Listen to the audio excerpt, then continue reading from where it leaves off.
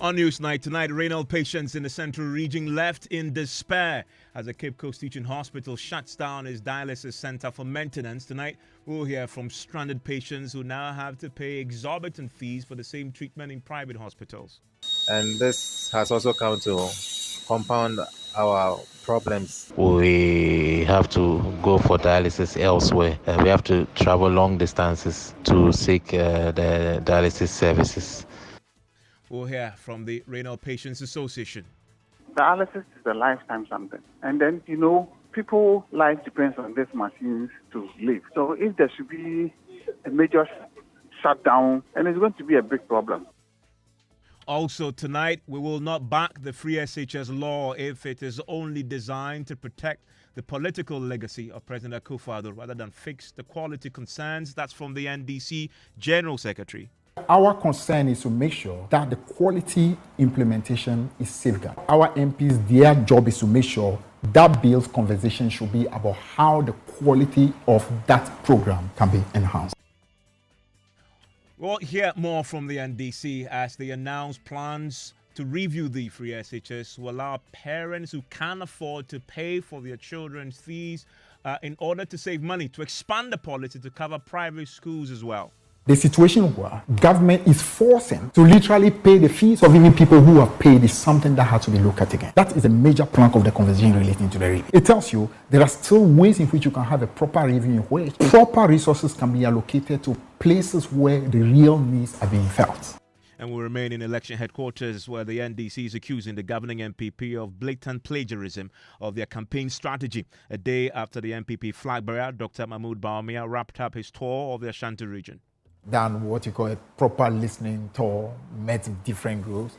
And of course, you see that's being very copied avidly by the typical copycats in our friends, trying to do exactly the same thing that John Mahama actually inaugurated. And just have the honor to acknowledge that, you're copying your opponent. There's nothing wrong with that. And in business, Grenada offers passport to Ghanaians seeking to do business in the Caribbean island that has access to 140 countries free visa. And in sports, Mohamed Kudus and Fatah Isaku set to headline the 2024 edition of the Ghana Football Awards. We'll bring you the details of the nominees shortly. And then later we'll hear from the Works and Housing Ministry as they issue a week's ultimatum to the Ghana Hydrological Authority to submit a report outlining urgent measures that will end flooding in Accra and other parts of the country. By Monday or Tuesday, I need to hear from you so I can report to the Honorable Minister on our mitigating measures to manage the flooding that we may expect. We also have the latest from the NSMQ competition today for you.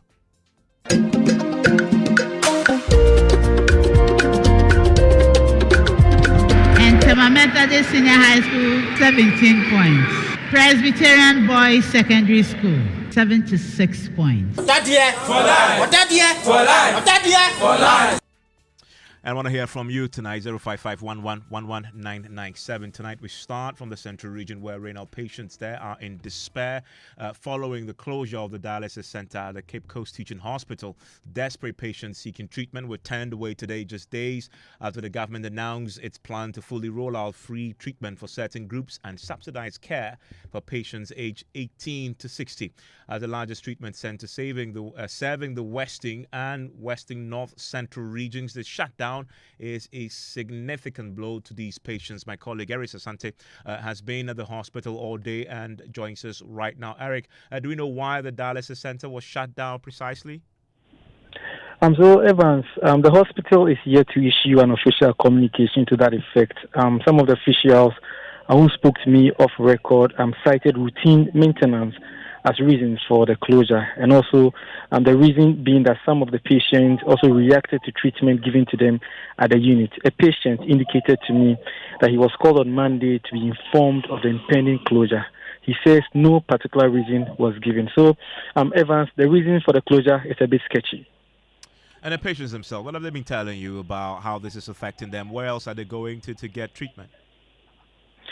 So they say the closure took effect unexpectedly and has left them uncertain about their next line of action. They tell me that they have to travel to places like Takoradi and Accra for treatment. Some also indicated to me that there's a private facility in the Futu district, specifically in Winneba, where you also could access those dialysis services. So they had to go there, which also comes at a high cost. Let's take a listen to them. We had to come for dialysis, and unfortunately, we came to the unit and then were informed that it's been closed for services.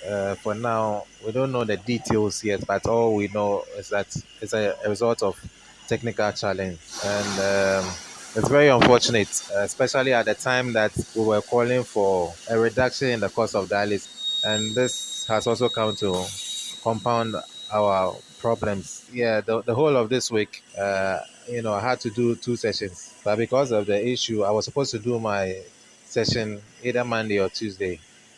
Because of the problem, I couldn't do it. So yesterday, I had to travel all the way to Winneba to a private facility to have it there. I want to speak to Thomas Khan. Is a renal patient, and he has been attending the Cape Coast Teaching Hospital for treatment and joins us on the line right now. Thomas, so what's the alternative now for you? Where are you going to get the treatment? Well, Evans, it's very unfortunate. At the moment, I'm looking at either going to Takrady or have to go to Winneba like that. Takrady, I'm looking at Ifian Kwanta Hospital, which is a government hospital, which I was looking at the cost, which might be a bit cheaper or at a lower rate. But going to the second option, which is Winneba, which is a private facility, is rather on the high side. So I'm really caught in a serious state, especially to do with the cost involved. So doing cost analysis, and then I have to, choose one. Definitely, I would want to go to a public one. But unfortunately, just looking at the stress and all of that, it's become a difficult moment for me and other patients, Evan. And tell me about what you've been told about the specific reasons why the facility was closed for maintenance. Was there an issue there that you know of? Well, what we have gathered so far is that it's a technical challenge that they are trying to resolve. At the moment, we gather it is something to do with their water system that they need to rectify, because without if it's not rectified, the problem will still persist. So that is what hospital authorities say they are working around the clock to resolve. So we can only hope they do it as soon as possible, and then we can always we can just wish them the best, because we need the services as soon as possible. Because of this situation, I'm just having one session this week instead of the minimum of. Hello, Thomas. Hi, Evans. Yes, have you been told? So I'm saying that this problem is a serious one. For instance, I do a minimum of 2 in a week, but because of this issue, I am forced to do one session this week because of the stress in it and the cost involved. Because I told you, I had to go to Winneba for it, which is a private facility, which is more expensive. And looking at what's the price difference? Traveling stress, and even the cost of transportation, it makes it more problematic for me. What was the price difference between the Winneba facility and the Cape Coast Teaching Hospital? Cape Coast Teaching Hospital is 490, and then this private facility is 520. So you compare your transportation. The price difference is quite amount. And for instance, yesterday when I went to this facility at Winneba, because it's a private facility and I was a new patient there, I had to go and do some labs I had to do a new folder. So, yesterday I spent almost 1,000 cities on this. While if the Cape Coast Teaching Hospital was working, I would have spent less than 500 cities. Okay, Thomas, thank you very much. And earlier there were reports that the renal unit at the Kolebu Teaching Hospital had also closed for maintenance. My colleague Marcel Abagba has been there and is joining me right now because the hospital has clarified that that isn't the case. Maxwell, can you confirm that when you spoke to the hospital, their officials, they were clear to you that that facility is still up and running? Exactly, Evans. One of the workers who met there told us that contrary to reports, workers at the Kolebu Renal unit, they say that the facility has not been shut down for maintenance work. According to one of those we spoke to who spoke to us on condition of anonymity, she said that they experienced some technical challenges, but these challenges have been resolved. And indeed, whilst we were there, I met the president of the Renal Patients Association of Ghana, Kwejo Bafwa, who says the unit is attending to cases, including emergency ones. In fact, whilst we were there, an ambulance pulled up, and in there we had about 4 end-stage kidney patients who had just been brought to the facility. And Kwejo Bafwa, the president of the Renal Patients Association, told me that they were actually emergency cases, and they have been brought there for dialysis treatment. So he was surprised that there were reports out there that the facility had shut down for maintenance work. The workers who I met there also told me that they were quite surprised that there were reports out there that they had shut down for maintenance work. They say that they are running, they just had some technical challenges, and that they've resolved since they are working. Thank you very much. And that is Maxwell. He's been to the Kolebu Teaching Hospital for us. I want to stay on the subject of health because tonight civil society groups pushing for government to clear container loads of critical medicine supplies from the Global Fund say they are going ahead to stage a demonstration to let government know they disapprove of its handling of the drugs, and which has been stuck at the port for quite a while. The commodities are made up of HIV, malaria, and TB medications were given to Ghana by the fund at no cost to the country, but the drugs have remained in containers at the port since October last year, raking up demurrage and other third-party charges. But today, the Health Minister, Bernard Okoboy, vowed to ensure the goods are cleared within 2 weeks following release of 7.4 million cedis by the Finance Ministry. We are committed to getting the containers out. And for me, personally, irrespective of the bureaucracies involved with government and all that, I have given myself 2 weeks. 2 weeks. In 2 weeks, I myself will not be encouraged if there is 2 more or 1 more container left at the port. In fact, and this one you can take it from me, if by 2 weeks we still have containers at the port, you will not see me here. I'll be sitting rather at the port. I'll sit at the port with them until everything comes out. We could have, I've said it somewhere, we could have handled it in a better way. But we don't want to go into the past. We want to make sure that going into the future, these things don't recur. I don't want to blame anybody, but I have said that there are 2 factors that accounted for what happened. One, the processes that we go through to clear containers. As a result of some exemption bills that have been put in place, there were new lines in terms of things that you have to do, like paying some third-party charges and all that. That was introduced, but it's still not an excuse. The second one is that the Ministry of Health must work closely, seamlessly with Ministry of Finance. I don't think it was excellent in the past. We put in place measures to make it seamless so that no Ghanaian will hear that something meant for Ghanaians is stuck at the port.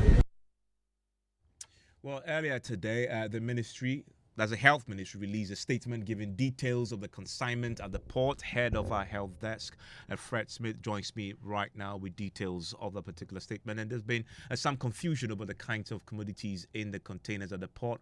What do we know now? Well, Evans, in this statement issued by the ministry this afternoon, it gives a list of the medications we have in the container, and they include mosquito nets, pharmaceuticals for ARVs, HIV, RDTs, and ACTs. Also, we have TB medication and medical devices and equipment for TB cartridges, and those are the medications that we have in those containers stuck at the port right now, Evans. And how many containers are we talking about? Well, the statement is mentioning the total containers, 283 that were brought in by the Global Fund, but it's saying that they went to the Finance Ministry to ask for chits to clear them. They didn't get the chits for all of them. They got for the others, except some 64 others, which they did. So the 64 containers were outstanding in terms of chits. As to how many of these containers were indeed cleared following the receipt of chits from the Finance Ministry, that's not clear. But a source at the Health Ministry just told me that the outstanding is 118 containers containing all of these medications that I listed to you. Fred Smith, thank you very much. Well, civil society groups who have been pushing for the drugs to be cleared say they will go ahead with their planned demonstration. Listen to Ernest Amwabeng Austin, speaks for the civil society groups. We have seen the statements from the ministry and we are not impressed at all. There are too many inconsistencies in that statement. If you compare this statement with the one they issued on April 8th or 9th, about when we had the first press conference, you can see the inconsistencies in terms of the numbers of containers that they received. You also recall that just a few days ago, they were telling the Ghanaian public that their containers in there at the port do not contain TB medications. Per their new statement, they themselves are admitting that there are TB. So earlier on, the ministry said there are no TB medications at the port and that they have cleared all of them. But as per their new statement, you can see that they have made a U-turn, now admitting that there are indeed TB medicines at the port. So clearly, you can see inconsistency on the part of government. This is not the first time they are giving us these kind of assurances. They've done it in the past. They didn't live up to expectation. So this time, we are not taking their word for it. Until we see the last container cleared from the port, we are going ahead with our demonstration. We want to send a petition officially, formally, to the president of the land and let him know that we are not happy with what is happening in the country at the moment. Beyond their concern about the 7 million, we are even more concerned about the wholesomeness of the medications, because these are medications that are supposed to be stored under certain prescribed conditions. As we speak, for over 1 year, we are not too sure the conditions under which these medicines have been stored.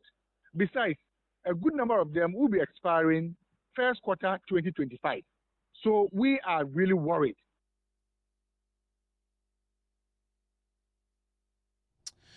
And you're still live, your News 90s on Joy 99.7 FM. And I will hear from you pretty shortly, and I'll share it with the rest of the world. 055-1111-997. Now, the Works and Housing Ministry has tonight issued a week's ultimatum to the Ghana Hydrological Authority to recommend immediate interventions that will be required to end flooding in parts of the country. A few hours of showers overnight led to flooding in parts of Accra and other parts of the country, with many questioning what is happening and what government plans to do about this. Also emerging over whether there is an end in sight to the perennial flooding challenges. We'll hear from the Deputy Minister for Works and Housing pretty shortly, but today you may have noticed in parts of the capital that it rained pretty heavily, and that caused a bit of a havoc. NADMO is calling for the demolition of buildings closer to a bridge at Kisaman, which floods anytime it rains. The disaster management organization was at the scene of this particular flooding that occurred because that bridge was affected. Municipal NADMO Director for Ga East, Seth Kofi Osei Kusi, blamed the construction of houses along the banks of the stream that flows under the bridge as the main reason behind the perennial flooding in the area. 3 weeks back, Ga East and Okankwe North, we both came here. We both came here to make assessment, and when we went there, you could see that people are putting their structures right on the river banks, that the flooding gets through their rooms on the window, above the window level. As I'm talking to you now, Okankwe North is doing dredging We are also doing dredging, because when we do it and they don't do it, it can work zero. But it has gone into a place, look at this place. Where would the excavator drive through? It cannot. And when it even dredges, where is he going to put it? They've built along the places. So it's not about we having differences. No, there are no differences. The fact is that it's two assemblies that are sharing the boundary, and we are working together. We need to call spade a spade. Since they are there, those structures must be moved, or else every year we'll talk about it. Well, residents of the area, some of whom blocked the road leading to the bridge this dawn, resulting in heavy vehicular traffic, want the bridge reconstructed. Listen to them. The flood have taken over everything again. So we are pleading to the government to come to our end and come and raise the bridge. They buried the bridge on the floor or on the ground. I think they have to raise it. The contractor who did this thing, I'm still repeating it again, he has to look at the Christian Village Hill and look at the Paraku before construct the bridge. And I think that the bridge is high, it won't disturb anybody. You can see Achimota Bridge, Achimota overhead, and the Apenkwa and Co. So that is how I suppose we are pleading. They should come to our end and come and do this thing for us. This thing has been happening all the time, and we have repetition of all video coverages every day. Governments will come, will go. Governments will come, will go. We just want actions to be taking place. This thing is made over so many years. If this bridge has been raised a little bit, these problems will be solved. You understand? Well, tonight there is a directive to the Hydrological Authority to recommend immediate interventions that will be required to end flooding across the country. Listen to Dr. Prince Ama. He is a Deputy Sector Minister. He has been speaking to staff of the authority as part of a working visit to agencies under the Works and Housing Ministry. We are in June, and I have still not heard from you. So my instruction is that by Monday or Tuesday, I need to hear from you, so I can report to the Honorable Minister on our mitigating measures to manage the flooding that we may expect. The little rains that we have experienced today, there are so many areas that we understand that are experiencing flooding. We don't have to wait. We have to act proactively. So my instruction is that within the next 1 week, you need to advise the ministry the specific interventions in which areas, which communities, which districts do we have to undertake immediate, yes, across the country, both in Accra, Greater Accra, I mean across the country. You know that I come from a flood-prone area. You have visited my constituency. You know Kwesimintim is a low-lying area, and whenever it rains, it imposes devastating experience for our people. And not only that, but across the country. So we want to be very proactive. We need to undertake those intervention measures immediately. And that's why I'm giving you that 1 week to advise the ministry the intervention areas so that we can act proactively to forestall the destruction of properties and also losing of lives.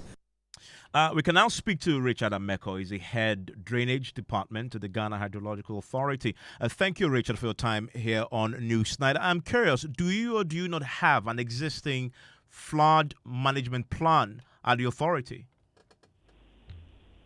Yeah, good evening, Evans, and good evening to your cherished listeners. Yes, we have. We already have an emergency national flood control program, which we do undertake every year as and when we get commencement. So when the minister says that he's giving you a week to come up with immediate interventions to end flooding, is it different from what you already have?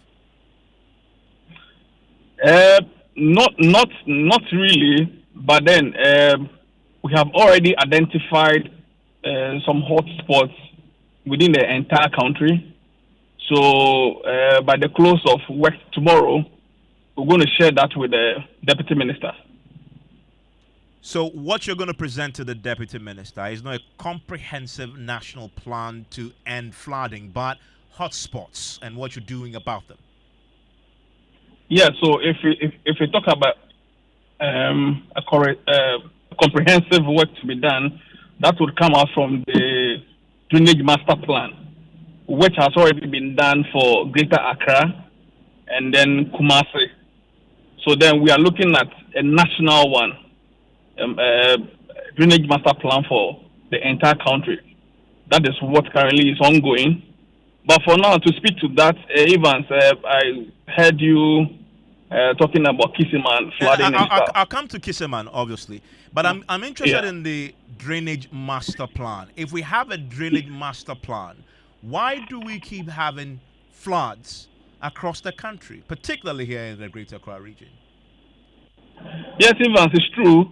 But then some of the places that we have flooding or flooding is occurring, it is mostly of attitudinal issues. Okay, so people are still filling wetlands all around where water could stay, or the flood water, when you overtop the banks, could stay for some time before, when the rain subsides, before it moves back into the stream. But these are places that people are continually filling.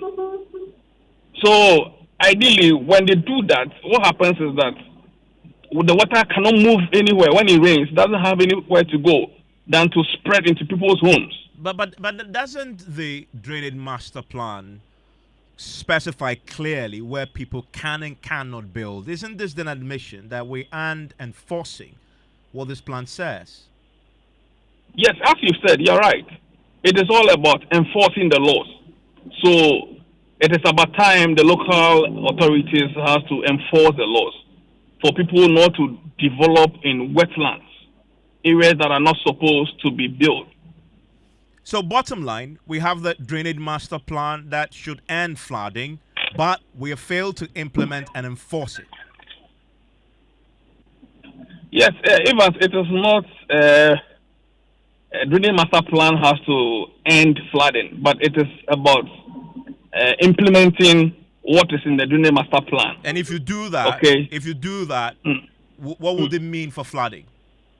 If you implement it today fully, what would it mean for flooding going forward? So then it will mitigate flooding in the city. So it comes back to my point, does it not? That because we failed to implement and enforce that plan you have, that's why we're having the flooding as we have it unmitigated. Yes, Evans, and it all boils down to resources. And you know, constructing storm drains are very expensive. Very, very expensive. And in places that are supposed to be reserved, people are living in there. So it makes government difficult. The resources that we have, we're not able to, construct storm drains to that effect. It's quite expensive. So the master plan. But then we have an estimate for countrywide. How much are we talking about? How much are we talking about? That is going over $6 million. Say that again. Over $6 million. $6 million. Yes. To construct all the drains we require to mitigate flooding according to the master plan. Very well. But that doesn't sound like much in the grand scheme of things, considering the havoc floods causes in this country every year. We lose far more than $6 million a year through flooding, possibly. Yes, it is all because some places have to be reserved naturally, Evans. All those wetlands has to be reserved. So that we don't now, once the people goes into developing those areas that are supposed to be reserved, it is rather now bringing more cost to government. I don't know whether you're getting my explanation. So it is making it difficult, quite difficult. Places are supposed to be reserved.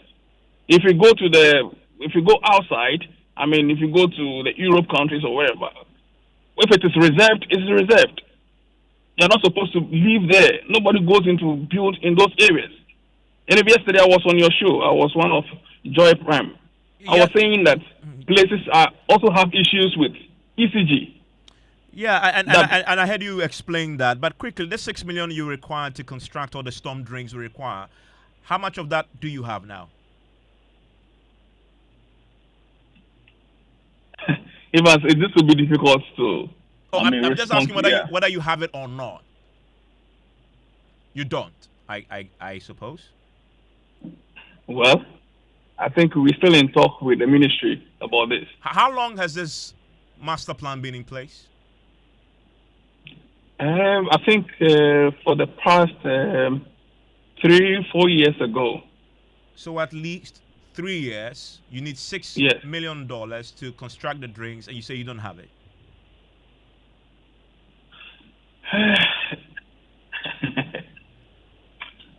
Well, that is difficult for me to speak to. Yeah. Parliament recently approved a $150 million loan from the World Bank. Have you been assured to deal with flooding and etc., drainage, etc.? Have you been assured that you may get part of this for the work you need to expand and build new drains? Yes, very well. I mean, to come back to the Kisseman issue, that Kisseman culvert is right under this funding that is coming from this loan that is coming from the World Bank. Yes, it's under the Garrett project, which the consultant has finished the design of that culvert, that bridge. And then the good thing also here is that under the Garrett project, upstream of what is happening or what happened today, which is the Gayek area, we're going to site 2 detention ponds to hold the storm water for some time. After the rain subsides, then it releases back into the drain. So those people living down there will not be having so much flow coming in as we are seeing now. So that is assurance to those in Kisseman today who experienced that flooding that we just reported a short while ago. And so when you receive that money, you fix that problem for them. Yes. Okay. Do you have any timelines in mind you can share with them? Yes. So we're looking at by September we should be through with the process. So contractor can start the construction. Thank you very much. And that there is Richard Ameko. He is the head drainage department at the Ghana Hydrological Authority, talking to us about the flooding challenge with Ghana. And if you're in Kisseman, you just heard the assurance there. Let me hear from you tonight. 05511119997 is a WhatsApp line. And let me share a few of your thoughts with the rest of the world now on all the stories you've heard so far. And one here. Says, tell the man to come to Dansuman around Keep Fit Down. Some estate developers are filling the wetlands there. Our duty bearers are not trustworthy. And that's a subject of the floods. And also, other one says, this is from Nana on the Spinters Road, says, drive around Teshi and you'll be surprised the areas are filling waterways and building. I'm personally praying for nature to take its course. How lawless can we live in this country is a view that he expresses there. Now, on the subject of what we brought you on top story on the case letter forcing matter, Samuel says the ambulance matter and the fallout shouldn't be trifled with. It shouldn't be seen as NDC against MPP, neither Jakba against the AG. It goes to the very core of our justice delivery system. Did I hear the judge has been taken care of and that Jakba need not worry? He said about her, I'm hugely scandalized, he says. A few of your thoughts there here on Newsnight. Right after business, I'll take you into the election headquarters. We'll be hearing from the General Secretary of the National Democratic Congress.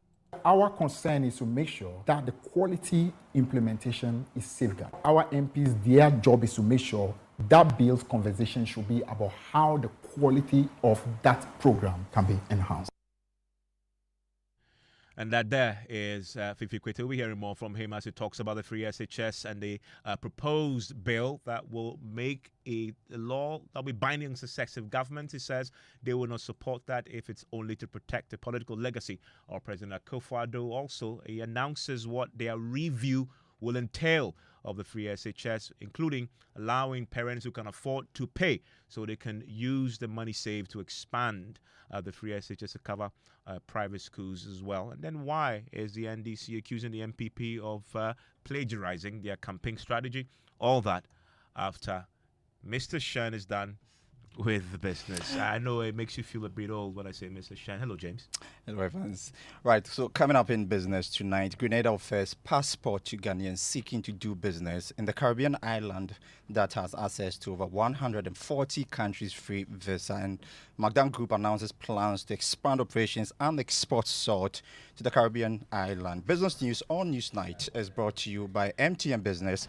Welcome to the new world of business. Kinon Books and Stationery, Syntex Tanks, and Pepsodent Charcoal and Herbal. I am James Ishan. Let's settle for the details. First of Caribbean island country, Grenada has revealed that it is offering passport and citizenship to Ghanaians, but will be tied to investment. Holders of the passport will have access to more than 140 countries around the world visa-free, including UK and China.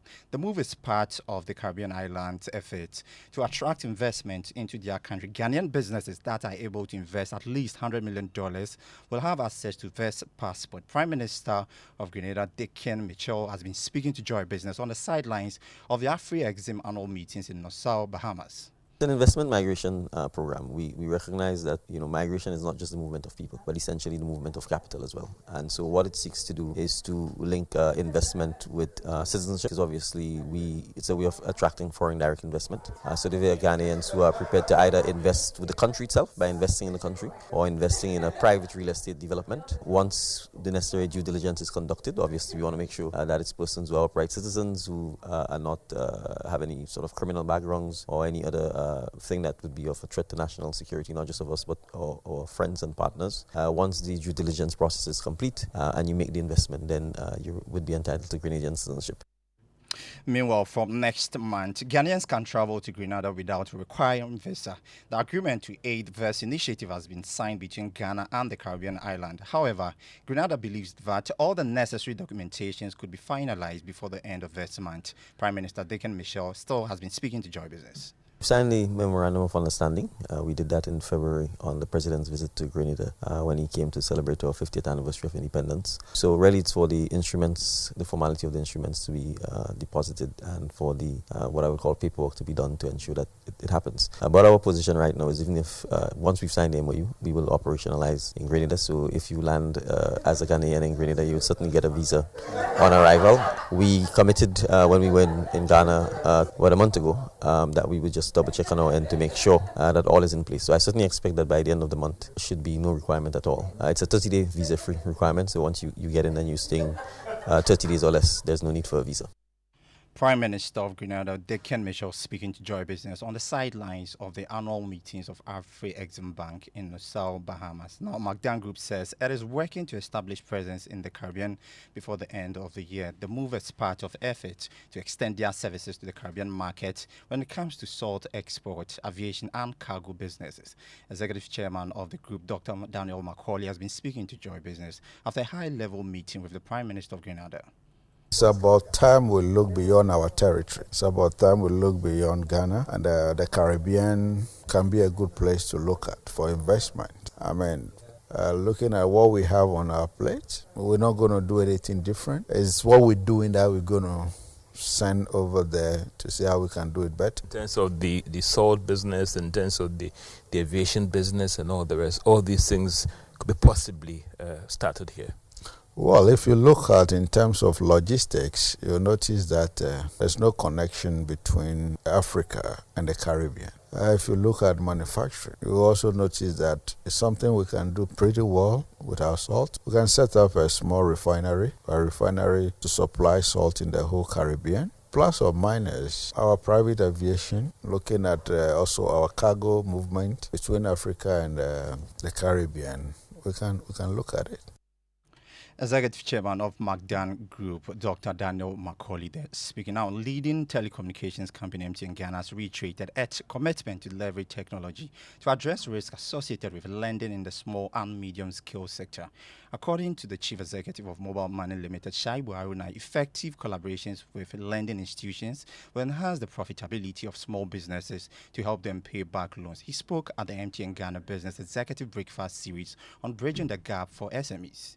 For us in MTN, we believe that we have the technology that will enable us address the issues around the risk of default of customers. And this we are doing by using customer transaction data in order to be able to predict the ability to pay and also the risk around default. And based on their transaction behavior, we can profile them in terms of the levels of credit that we're able to provide them in partnership with the banks and other financial service providers. And that's all for Business on Newsnight with me, James. Over to you, Evans. James, thank you very much. And Ms. Bao is here with sports. Hello, Ms. Bao. Yeah, hello, Evans. Well, Evans, the Ghana Football Association, the Ghana Premier League is buzzing now because of the development between Real Tommy United and Dreams FC. On Wednesday, Dreams FC played their outstanding game against Real Tommy United. That game ended 8-1, but it has emerged that Real Tommy United fielded some unregistered players. And in view of that, the Ghana Football Association has also decided to open investigation into the matter, and a statement that they released mentioned that they were going to go ahead and investigate the club for what they believe was fielding unregistered players to participate in that game. Also, they said the players who engage, who avail themselves for Real Tommy United to use them, who may understand are coming from Division 2, will also be investigated, and if found guilty will face the full rigors of the law over there.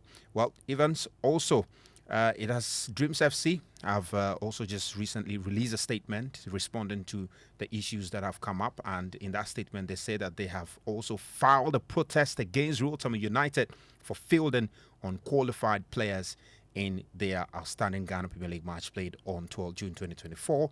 They say the protest launched at the Ghana Football Association today is in furtherance to verbal protests raised by their captain and team manager before kickoff after doubting the identities of the opposition players during the inspection. They say the verbal protest was duly noted and recorded by the match officials before the start of the match. So really interesting development in the Ghana Premier League. The Ghana Football Awards has been launched and the nominees are out, and top of the agenda is the Footballer of the Year. And guess what? I can guess. Okay, guess. How many? All right. Not how many, but the top of that tree. There are 4 of them in there. Yeah, but top of that tree for me will definitely be Pate. No. Oh. No. Is it Premier League? No, I mean Ghana Football Awards. Yeah, I mean, Ghana Football is Ghana Ghana football. Football. But Pate is not there. Really? Pate didn't quite have a good season, you know. At that's he was interesting. out injured. So who? Yeah, Mohamed Kudus. I thought you were going to mention him. Kudus. Okay. He had a good season with West Ham. His first season at West Ham, decent. Yeah. Fatawi Sahaku But also. he isn't there at all. What? He's what? He's not what? As in, Pate isn't there at all. No, he's not there. I mean, when he returned, he was great for us. Yeah, but that was just like 2 months or so. Anyway, yeah, it's 2 months, not till now. Fatai Saku is in there. He had a fantastic season with Leicester City. He won the Young Player of the Year with Leicester City. Really good. Inaki Williams for Athletic Bilbao also, you know, is in there. And Osman Bukhari of Red Star Belgrade is also in there in the nominee. So we're looking forward to that.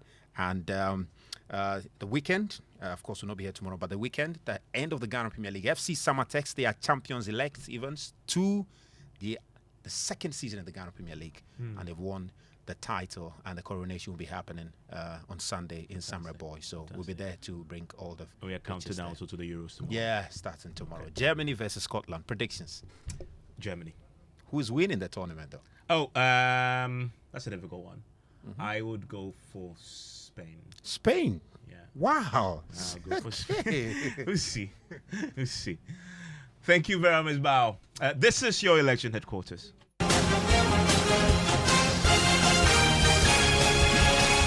And election headquarters is brought to you by Petrosol Clean Fuel in Full Quantity, CIMA, the Chartered Institute of Management Accountants, AICPA, and CIMA together as the Association of International Certified Professional Accountants, the German Ozone Medical Center, Alternative Therapy, Dental Wellness and Beauty, Chopbox Technologies, a convenient service, Youth Bridge Foundation, bridging gaps for positive youth development. And tonight, the Free SHS is still in a comfortable lead when it comes to the raft of issues that will top discussions ahead of the 2024 elections. And tonight we are hearing from the General Secretary of the NDC, Fifi Fiavequite, who says as part of a comprehensive plan to review the policy, parents who can afford to pay for their children will pay in order to save money to expand the policy to cover private schools, underserved and deprived areas as well. This is in line with the NDC's promise in the 2020 manifesto, which they will repeat this year. He spoke to me on PM Express. If you listen to us carefully, and it's not just even us, all the major stakeholders in education, parents, teachers, all the groups have called for a proper review of the free SHS policy. And one of the things that they've kept saying all the time is that the situation where government is forcing to literally pay the fees of even people who have paid is something that has to be looked at again. That is a major plank of the conversation relating to the review. It tells you there are still ways in which you can have a proper review in which proper resources can be allocated to places where the real needs are being felt. And that conversation is a conversation. And we've said in our manifesto as well that we are going to have that review. Which parts are you going to cut to save money to then accommodate this expansion? If you follow exactly the clamor of not just parents but also of teachers, asking that there are many things that parents can contribute, it tells you that you can actually find ways in which you allow parents to play some bigger role, where government resources can actually go into making sure greater quality is provided, a lot more is expanded to help a lot more people who are in need. What does it look like under the NDC government? Are you suggesting that under your government, parents who can afford will pay their fees? If you have a proper review of a program, which program means, for example, that all the government is doing at the moment, which is not enough, parents have a way in which they can make their contribution. It simply means that government, therefore, is in a position to use the resources. So you will go. So you allow specific parents to make contributions. I'm not finished. Yes, because parents themselves are telling that we can make a contribution. If you can't pay some of the fees of your ward, why would government want to force you to not to pay? So the next NDC government will allow parents who can afford to make contributions to the free SHS? As part of the review, definitely. Well, as you may have also heard this week, the Majority Leader announced that the Education Minister will be presenting before Parliament a free SHS bill that will bind successive governments, while the General Secretary says they will only support the bill under one condition, which is that it must address the quality issues affecting the free SHS as we have it currently. Let's bring in Kofi Asari as the head of the Africa Education World. Kofi, on this point that the NDC is making about their review, they now clarifying what that review is. Get parents who can afford to pay. So you save money to expand it to private schools. Give me a quick take on that. Well, we've been calling for the NDC to clarify what it means by review all these years. And so I'm happy they have begun communicating their understanding of a review of the policy. Since 2019 or so, all stakeholder calls for reviewing the free senior school policy have been along the line of ensuring that parents who have the capacity to pay are made to pay. That is basically the first and major review proposal that every actor within the space has made. So reviewing for cost efficiency, reviewing for equitable spending is the way to go. The reason why it's the way to go is that if people who are earning enough by virtue of data available to government are asked to pay 2,000 cedis a year averagely, which is how much government pays a year for your senior high school ward, it will make available to government liquid cash so that government will be able to support its own financing of a policy it is struggling to finance. All the problems in the free senior high school, underlying all the problems in the free senior high school policy, it's a liquidity issue, the financing issue. So this will help to resolve the underlying challenges of the policy. Thank you very much, Kofi Asari. At least now we have some clarity from the NDC, and this is something we'll be interrogating a bit more in the coming days as we approach the elections and see the manifestos themselves. Kofi Asari heads the Africa Education Watch there. And let's stay within the election headquarters because the Vice President and MPP flag bearer, Dr. Mahmoud Bawumia, appears to be using a narrative to garner support for his presidential bid. First, likening himself to a driver's mate, a conductor, and then the current president as a driver. He is urging people to vote for him and entrust him with the role of driver, promising to lead the country effectively. He also seems to be using a new dance and engaging in activities considered to be youthful to connect with young people. Maxwell Agbagba has more in this report. Me pese mon fastiano emami. Mon fastiano emami. Mon memistiano. Na min chicano. NPP flag bearer Dr. Mahmoud Baumia at one of his campaign events urging electorates to hand him a steering wheel and put him in the driving seat as president. This was after he said during his address to the nation that he was only a driver's mate. I am like a driver's mate, but by the grace of God, if you make me the president, I will be in the driver's seat. The comment received criticism from some political analysts.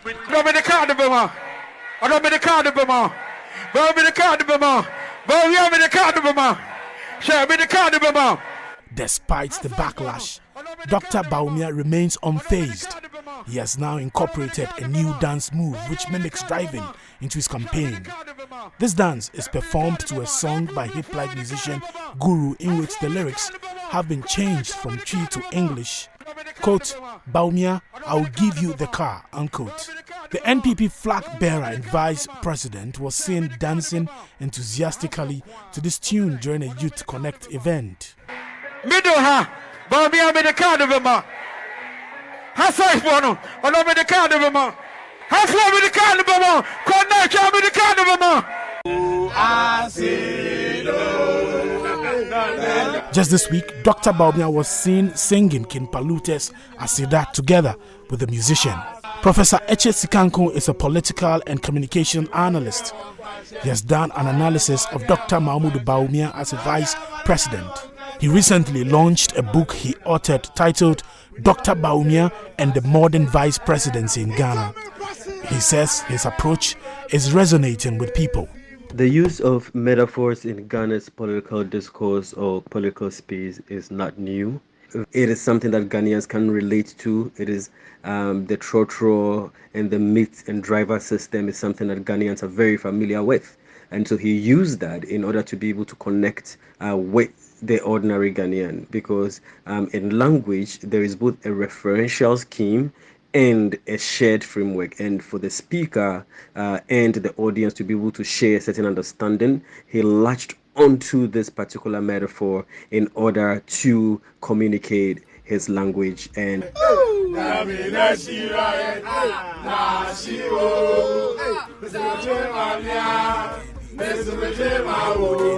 Right now doing the dance with the steering wheel, imaginary steering wheel in his hands on the back of this particular tune.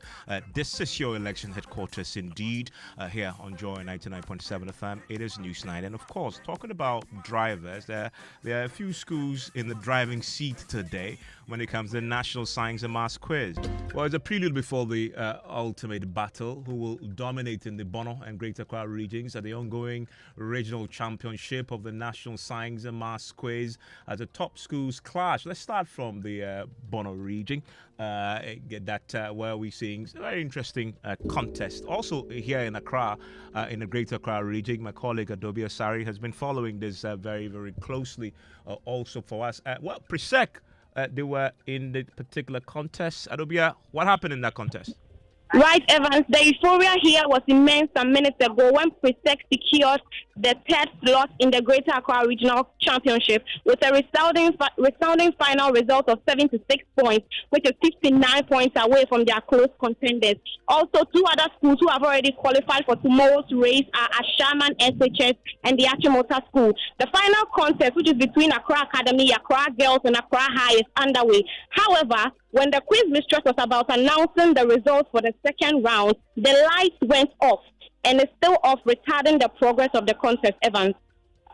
Well, thank you very much, Obia, for that quick update for us. That contest here in the Greater Accra region, and if your school is involved, this is where to stay to get all the latest updates. This is Newsnight. My name is Evans Spence. Enjoy the rest of your evening.